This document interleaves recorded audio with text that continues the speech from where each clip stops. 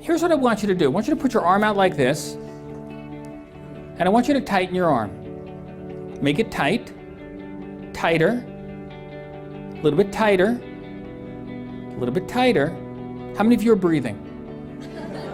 9 out of 10 of you will literally stop breathing when you're under stress. Now, if you notice, you weren't aware you weren't breathing. Why? Because you were focused on your arm, the tightening of your arm, which is a metaphor for what your body's doing. Every single thought you have will create an immediate emotional reaction. So how can you become aware of your thoughts? So right now, your breathing is slow, deep, and even.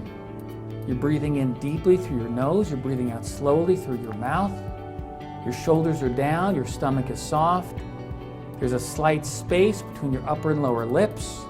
Your eyes have a soft, relaxed gaze. Your forehead is smooth. Your arms and legs are heavy and warm. Your back is warm and relaxed. The goal is to start retraining your body to stay calm and relaxed with your eyes open. It's the perception that you have about your life, about your environmental, your social, your physiological, that will either create your stress or will create the opposite. Your body feeds off your gratitude. That is your goal, to look forward to the stressors. Why do you want to look forward to the stressors? Why do stress-hardy people want to look forward to their stressors? Because they realize that if they can have a stressor and not react to it, they've defeated it. And once you start looking forward to your stressors, whatever they are, related to stocks or whatever else,